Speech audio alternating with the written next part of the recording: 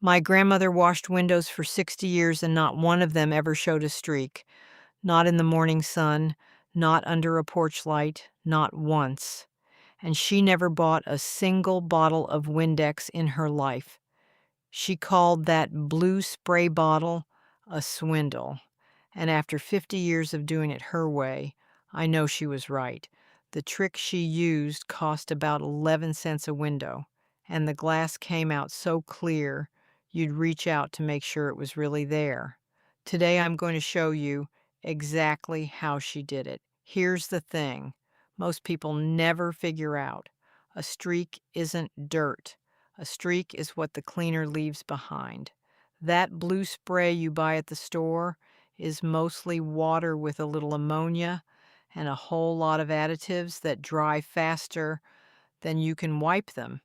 And those additives are exactly what smears across the glass in that ugly rainbow film every time the sun catches it.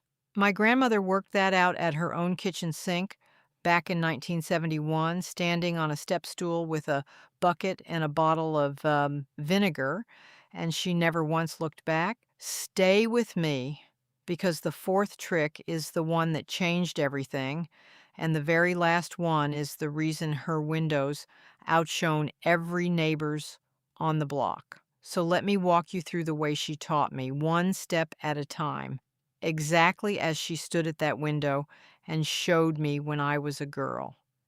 The first thing she'd tell you is that it starts with what you mix: half white vinegar, half warm water. That's the whole recipe.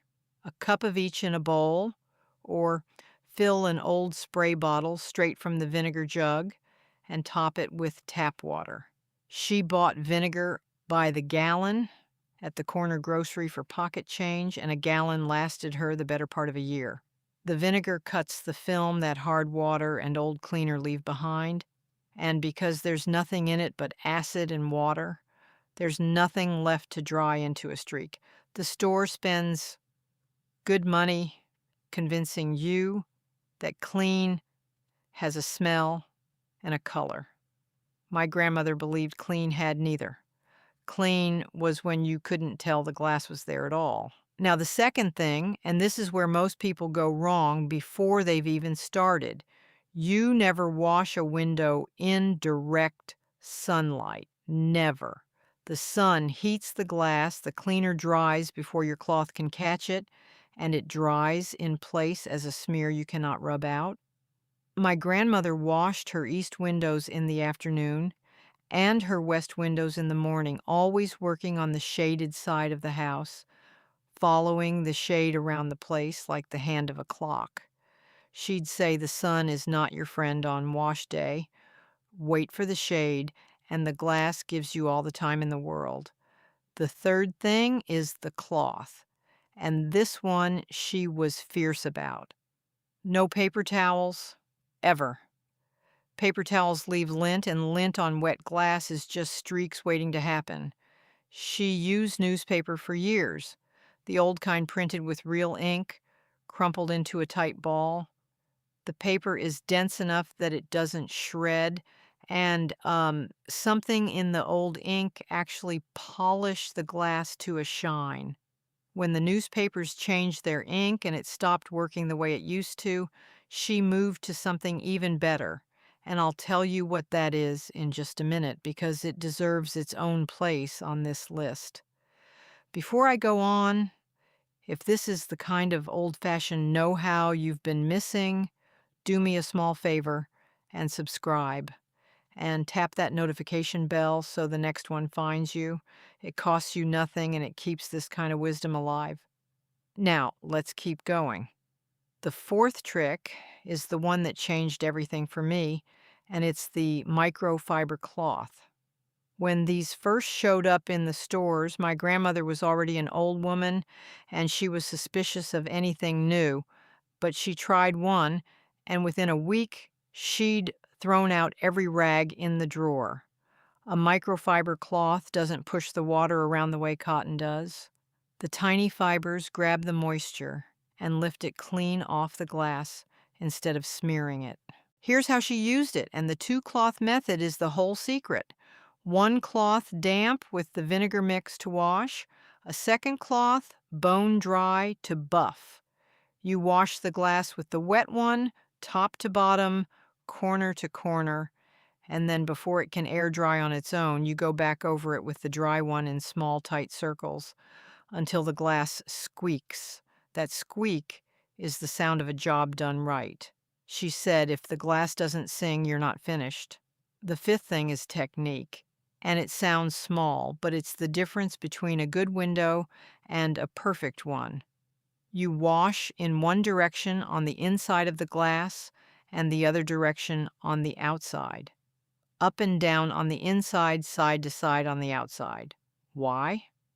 Because when a streak does show up, and now and then one will, you'll know instantly which side it's on. If the streak runs up and down, it's inside. If it runs side to side, it's out. No more standing there wiping the same clean spot over and over, guessing which side the smudge is hiding on. My grandmother figured that out on her own, and I've never met a professional who did it any smarter.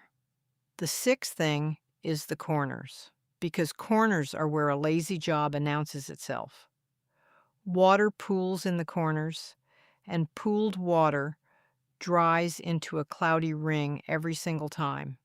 She kept an old cotton swab, the kind you'd clean your ears with, tucked in her apron pocket, and she'd run it around all four corners of every pane to lift out the water the big cloth couldn't reach. On the old wooden windows with all their little divided panes, she had a whole system of getting into every joint. A window is only as clean as its worst corner, she'd say. And she was right. You can wash the middle till it shines, but the eye always goes to the edge. The seventh thing she swore by, and this one surprises people, is a splash of cornstarch in the wash water. Just a teaspoon stirred into the vinegar and water. It sounds backwards to add powder to something you're trying to make clear, but the cornstarch is a mild abrasive so fine you can't feel it, and it scrubs off the greasy haze that builds up on kitchen windows especially. It rinses away completely and leaves the glass polished. She used this trick on the window over the stove, the one that caught all the cooking grease, and that pane was always the clearest in the house. Folks thought she'd replaced the glass. She just added a spoonful of what was already in the cupboard. The eighth thing is the screens, because a spotless window behind a dirty screen is a wasted afternoon.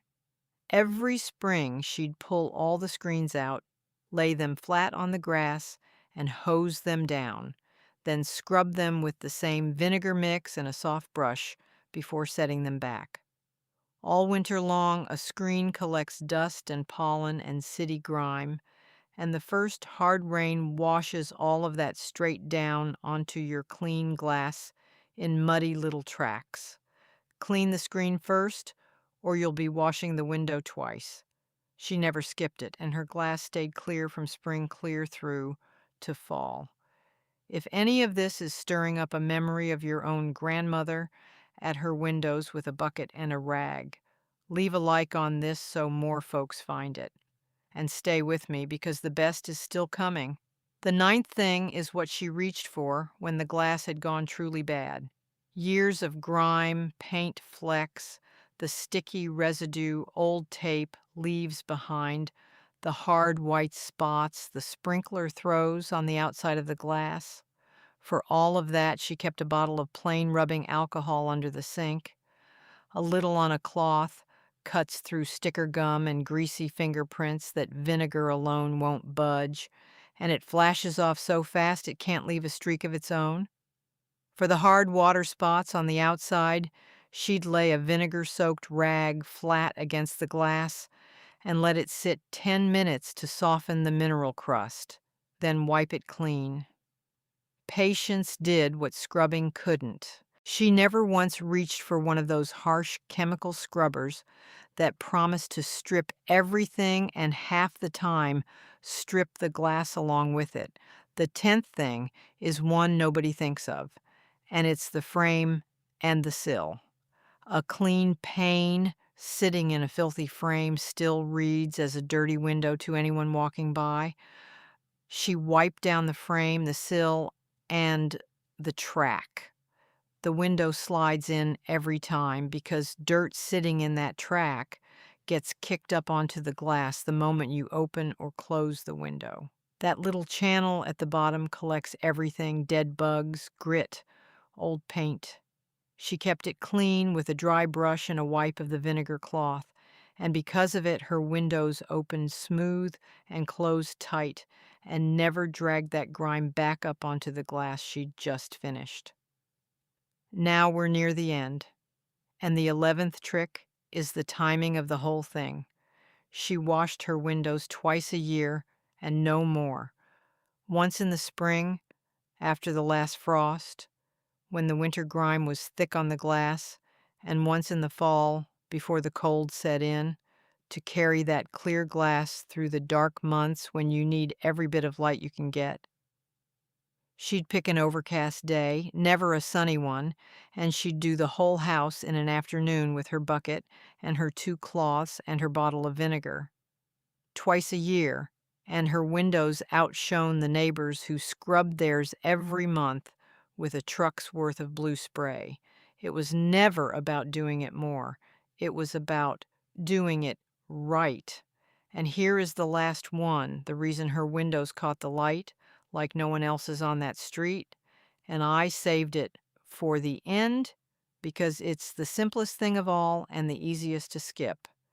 After every wash, once the glass was dry and clear, she'd take a clean, dry cloth and buff each pane one final time with nothing on it at all. No spray, no water, no vinegar, just a dry cloth and a minute of her time, working in small circles over glass that already looked finished. That last dry buff lifts away the very last whisper of moisture. The film so thin you'd never see it until the sun came around in the afternoon and lit it up. That final pass is the difference between a window that's clean and a window that disappears. That's the one thing the store can never sell you because it isn't a product. It's a habit. It's care. It's a minute you decide to spend when everyone else has already walked away.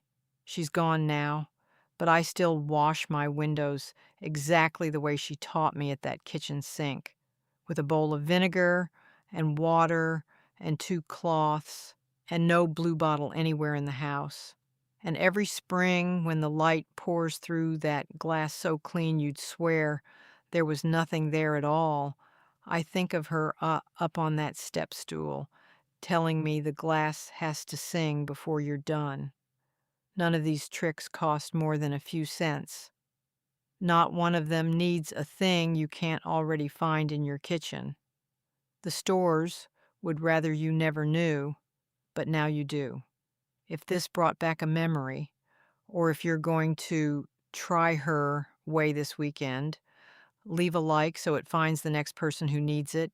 Subscribe and tap that notification bell for more of the old ways, and I'll see you at the next window.